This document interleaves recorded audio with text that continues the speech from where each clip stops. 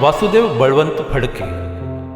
The War of Independence of 1857 died out at the cost of a few martyrs laying down their lives in the process.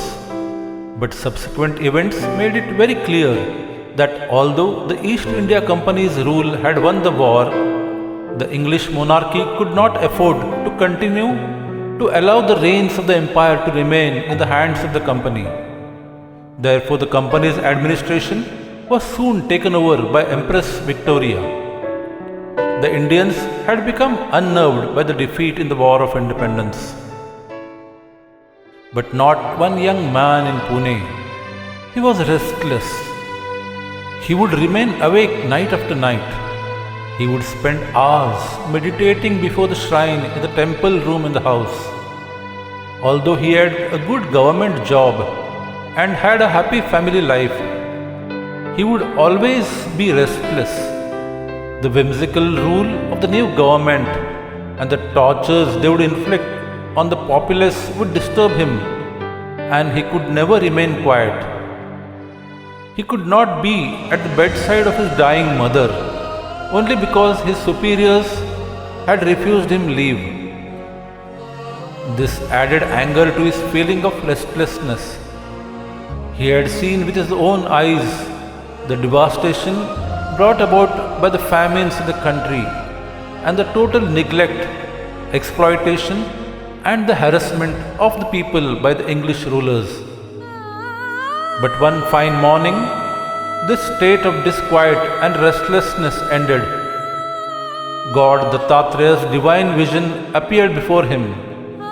He found peace. He had now taken a vow. The only objective in his life now was to give succor and help to the poor and the downtrodden, and to drive the ill-omened Englishmen out of the country. He gave up everything in life to achieve this objective. This young man was Vasudev Balwant Phadke. Vasudev Balwant resigned his government job. He started moving all over the countryside to assist the persons ravaged by famines. He would convince people as to how the English rule alone was responsible for this sad state of affairs. Gradually, he brought around him a band of similar-minded young men. He organized them into a disciplined group. Weapons and arms were secretly collected. Chhatrapati Shivaji was their idol in these endeavors. He would move with his companions from village to village in the mountains. It was necessary to capture provinces to set up self-government. For that, it was necessary to raise an army. For the army to be able, there must be enough arms and ammunition to fight a war, as also adequate salaries for the maintenance. It is impossible to achieve these things without money. It is therefore necessary to collect money. For this, it is not enough to collect donations or ask for help. Vasudev Balwant realized that this would be possible only if the wealth accumulated by the rich, who had given up their self-respect and aligned themselves with the English out of sheer selfishness, was looted. It was necessary to collect money. It was necessary to resort to dacoities. He was even prepared to do this to achieve independence.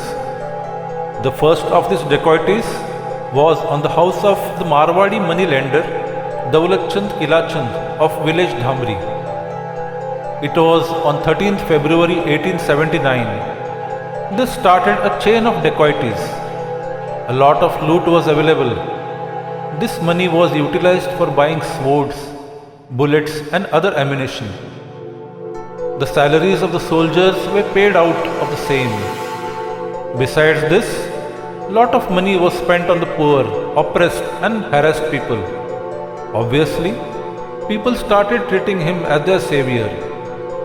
People of all castes and communities rallied around him. Sir Richard Temple took fright at the increasing influence of Vasudev Balwant and at the increasing support he was receiving from all over.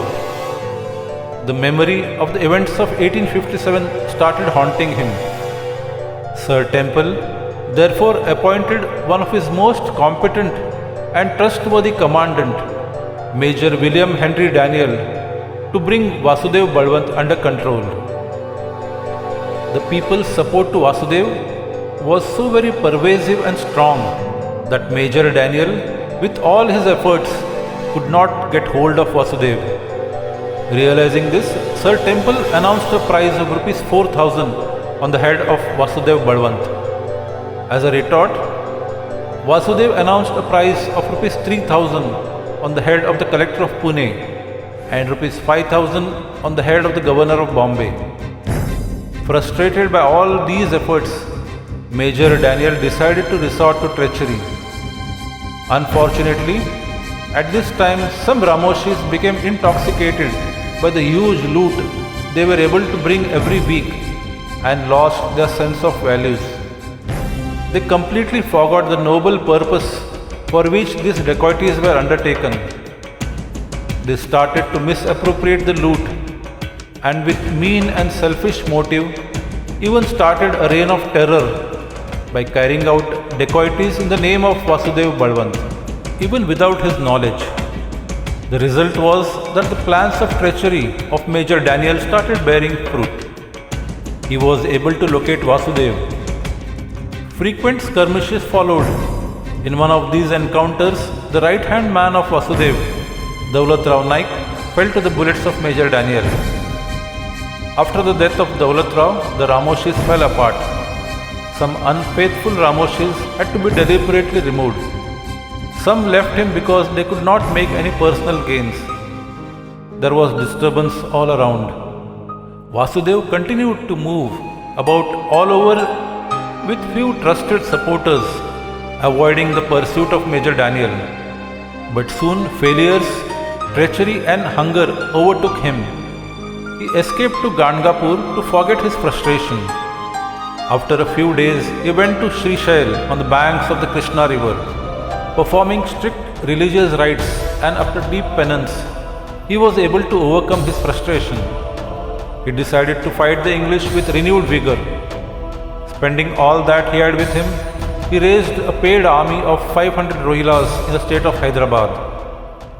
But bad luck followed Vasudev Balwant all the time. Lured by the higher emoluments offered by Major Daniel, many Rohilas deserted him and even started attacking Vasudev instead.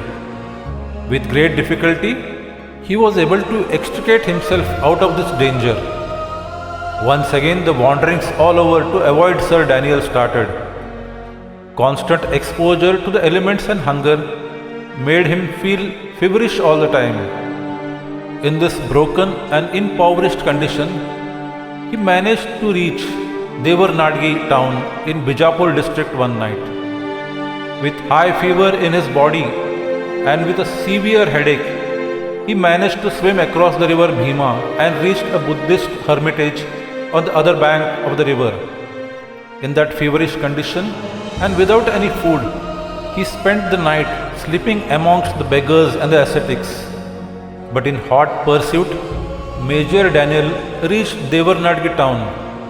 The treacherous Rohila commander was with him. He received the news of Vasudev having crossed the river to take shelter in the Buddhist hermitage. He reached the place and was able to spot Vasudev in the crowd of beggars.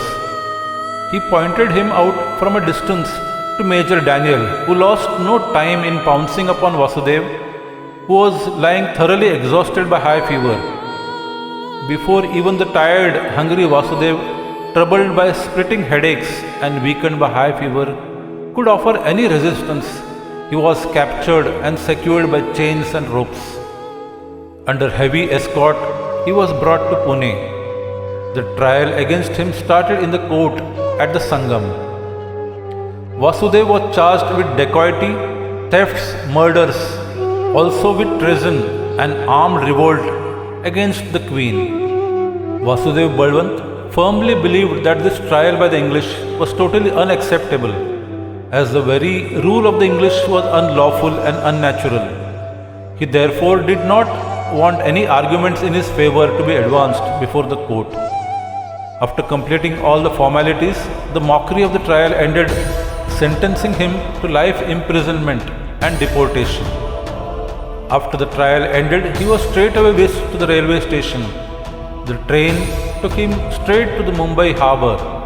As soon as all the prisoners were on board, the ship lifted anchor and proceeded towards Eden. Vasudev was badly tortured in the Eden jail. He broke away from the prison, but he could not hide himself for long in that unknown sandy terrain. Not knowing the local language and having no assistance for help, he was soon re-arrested. The torture increased after he was brought back to prison. He was denied even food and water. Ultimately, this great revolutionary breathed his last far away from his motherland, all alone and after undergoing untold sufferings. But this sacrifice was not to be in vain. From the flames that engulfed his body was lit the torch of freedom in the hearts of thousands of patriots back home. The flame of revolt ignited by him was to rest only after destroying the British rule.